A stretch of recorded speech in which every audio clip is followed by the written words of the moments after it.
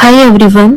General entry को करने से पहले हम करेंगे कुछ इंपॉर्टेंट एडजस्टमेंट, जिससे कि जनरल एंट्री को करते टाइम हमें जो एडजस्टमेंट होती है उनमें प्रॉब्लम ना हो। तो आज हम देखेंगे एडजस्टमेंट जो है डेटर्स के बारे में, कि डेटर्स में कौन कौन सी एडजस्टमेंट आती है, उन्हें हम अकाउंटिंग ट्रीटमेंट में कहाँ कहाँ पुट करते हैं। तो हमारे पास आता है डेटर्स। डेटर्स मतलब अकाउंट रिसीवेबल। डेटर्स का मतलब होता है जिनसे हम क्या करते हैं, it represent the total amount of money owed to a business by its customer who have purchased goods or service on credit। मतलब जिनको भी हमने क्या करी है, क्रेडिट में सेल करी है। जो हम क्रेडिट में सेल करते हैं तो जो हमारे पैसे देते हैं उन्हें हम क्या बोलते हैं, डेटर्स। जिनसे हमने क्या होता है, पैसे लेने होते हैं, उन्हें हम क्या बोलते हैं, डेटर्स। एक आता है सन्ड्री डेटर्स। एक हमारे पास सन्ड्री डेटर्स भी आता है, आपने सुना होगा नाम। तो सन्ड्री डेटर्स का मतलब होता है जब बहुत सारे डेटर्स, जब क्या होते हैं हमारे पास बहुत सारे डेटर्स होते हैं, उन सबको एक जगह इंक्लूड करके हम क्या नाम दे देते हैं, सन्ड्री डेटर्स का। हम उनको अलग अलग नाम बोल के एक नाम दे देते हैं, sundry debtors. It is a current asset. अब सन्ड्री डेटर्स हमारे क्या होते हैं, करंट एसेट्स काम में आते हैं, क्योंकि हम इनसे क्या करते हैं, हमें इनसे पैसे लेने होते हैं और वो पैसे हमारे क्या होते हैं, इंक्रीज करते हैं हमारे, ठीक है, हमारी क्या है, रेवेन्यू को इंक्रीज करता है। तो जो चीजें हमारी रेवेन्यू को इंक्रीज करी उसे हम करंट एसेट्स में डालते हैं। नेक्स्ट हम इसमें देखते हैं, इसमें जो एक एडजस्टमेंट आती है वो है प्रोविजन फॉर डाउटफुल डेब्ट्स। इसमें बहुत सारे टर्म्स होते हैं जो हमें बहुत कंफ्यूज करते हैं जब हम क्या करते हैं, जनरल एंट्री करते हैं या फाइनेंशियल अकाउंटिंग करते हैं। तो प्रोविजन फॉर डाउटफुल डेब्ट्स का मतलब होता है, it is an estimated you suspect some customer would not pay, it is an expense.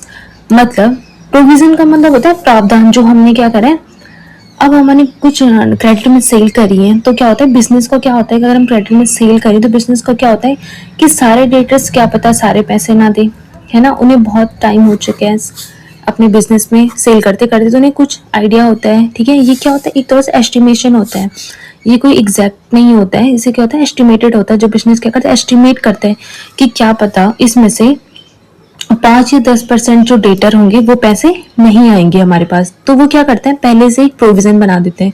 Business क्या करते हैं, पहले से ही प्रोविजन बना देता है, ताकि उससे जो लॉस हो ना, उसे बिजनेस क्या कर सके, डील कर सके उस टाइम पे। ऐसा ना हो कि उसके पास पैसे ही पहले से ही, अगर उसने प्रोविजन ना बनाया होगा तो वो लॉस क्या करे, झेल नहीं पाएगा। तो जो एस्टिमेटेड वो बनाता है प्रोविजन, उसे ही हम क्या करते हैं, प्रोविजन फॉर डाउटफुल डेब्ट, ठीक है। डाउटफुल मतलब जिन डेब्ट में उन्हें डाउट होता है डेटर्स पे, उसके लिए हम क्या बनाते हैं, प्रोविजन बनाते हैं। और ये एक एस्टिमेशन होता है, ये कोई अकाउंटिंग रियल नहीं होती है, ठीक है। इसे हम सस्पेंस भी बोल सकते हैं। इस अकाउंट को हम टेम्परेरी बनाते हैं कुछ टाइम तक के लिए। अगर वो पैसे आ जाए पूरा तो हम इसे फिर क्या ना राइट ऑफ कर देते हैं। और ये क्या होता है, इट इज एन एक्सपेंस, क्योंकि ये हमारी क्या होता है, अगर हमने ये बनाया है डेटर से, तो हमारे किस साइड आता है, प्रॉफिट लॉस की डेबिट साइड आता है। क्यों, क्योंकि ये हमारे क्या एक्सपेंस को इंक्रीज करता है। दूसरा हमारे पास आता है इसमें बैड डेब्ट्स। हमने बैड डेब्ट्स का नाम भी सुना है। बैड डेब्ट्स हमारे वो होते हैं, bad debts which specific customers identify unable to pay their balance that is due to bankrupt increase expenses. मतलब वो बैड डेब्ट्स जो कि कस्टमर जो आइडेंटिफाई हो गए, जो हमने प्रोविजन बनाया था ना, और डेटर से जिन्हें हमें क्रेडिट सेल करी थी और जिन डेटर ने हमें पैसा देना था, अब हमें पता पूरी तरह से बिजनेस क्या हो गया, कंफर्म हो गया कि ये पैसा डूब चुके हैं। बैड डेब्ट्स का मतलब हमारे जो डेब्ट्स है ना वो बैड हो चुके हैं, ठीक है। अब इनसे हमें पैसा आएगा ही नहीं। तो जो बैड डेब्ट्स होते हैं ना, इन्हीं के लिए क्या बनाया जाता है, प्रोविजंस बनाए जाते हैं कि इनसे अब जब पैसा आएगा नहीं तो हमारे क्या होते हैं, प्रोविजंस टाइम पे काम आते हैं। अब ये बैड डेब्ट्स कैसे हो सकते हैं, मोस्टली बैंकरप्टेसी की वजह से होता है कि वो क्या होता है, बैंकरप्ट हो जाते हैं, तो उनके पास क्या पैसा ही नहीं है बिजनेस को देने के लिए, तो फिर क्या हो जाता है, ये हमारे लॉस पे आ जाते हैं, ठीक है। नेक्स्ट हमारे पास एक और टर्म्स आता है, further bad debts. Further bad debts, हमारे पास बैड डेब्ट्स होता है, एक होता है फर्दर बैड डेब्ट, ठीक है। ये हमेशा हमें एडजस्टमेंट में देखने को मिलता है, ये किसी ट्रायल बैलेंस के बाद, क्योंकि ये क्या होता है, these are the fresh new bad debts which are identified at the end of the year after trial balance made is showing adjustment। क्या कह रहे हैं कि जब ट्रायल बैलेंस हम जब बना देते हैं इस साल का, ठीक है, जो भी एडजस्टमेंट हम कर लेते हैं, एडजस्टमेंट ट्रायल बैलेंस हमारा क्या है, यहाँ पे दिखा रहा है हमारा, जैसे डेटर्स हमारा मान लो एडजस्टमेंट करके 50,000 का समथिंग दिखा रहा है, ठीक है, ठीक है। तो ये फिर क्या होता है, उसके बाद आते हैं क्या, जो मतलब अब हमारी काउंटिंग होने वाली थी, उसी टाइम हमें पता चलता है कि हमारे और बैड डेब्ट्स हो चुके हैं, ठीक है, ठीक है। पहले इतने हमने 40,000 के लगाए थे, हमने 10,000 के हमने क्या करे थे, बैड डेब्ट्स हमने अनुमान लगाए थे, लेकिन क्या हुआ, end of the accounting year पे जब हम करते हैं तो हमें पता चलता है कि 5,000 के और हमारे क्या हो गए, बैड डेब्ट्स हो चुके हैं।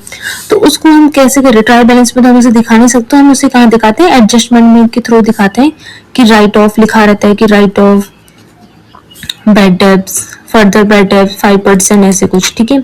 तो ये एडजस्टमेंट, ये भी अब हमारे जब हमारे वो निकलते हैं, डेटर्स निकलते हैं, तो हम कैसे इसको कैलकुलेट करते हैं, कैलकुलेट कैसे करते हैं, जो डेटर्स होते हैं ना उसे बैड डेब्ट्स और फर्दर बैड डेब्ट्स ये दोनों क्या होते हैं, इंक्लूड होकर उन्हें प्लस कर देते हैं।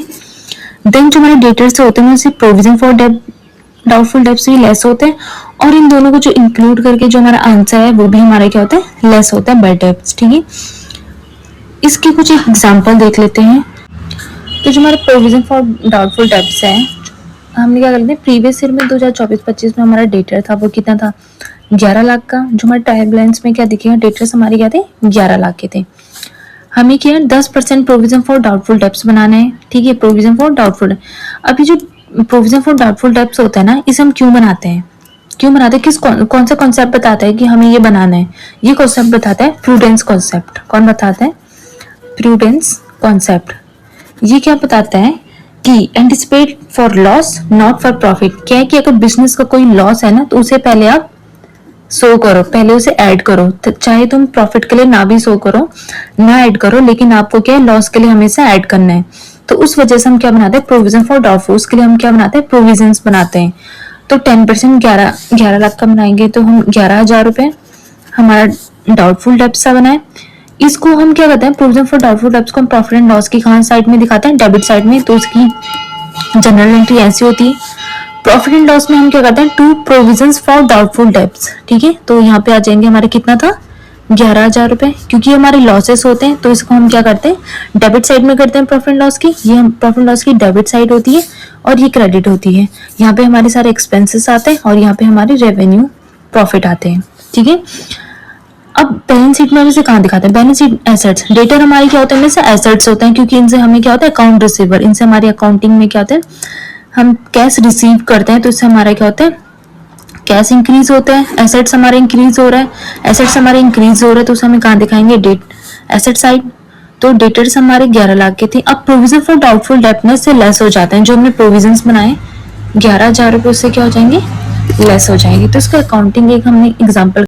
तो आज हमने provision for doubtful debts, debtors and कुछ इंपॉर्टेंट टर्म्स के बारे में पढ़ा। कल हम इसका अकाउंटिंग ट्रीटमेंट पढ़ेंगे कि इसके अकाउंटिंग एडजस्टमेंट कहाँ कहाँ कैसे कैसे शो होती है, हमारे डेटर्स कहाँ होता है, हमारे ट्रायल बैलेंस में कहाँ पे दिखता है, प्रॉफिट एंड लॉस में क्या दिखता है, बैलेंस शीट में क्या शो होता है।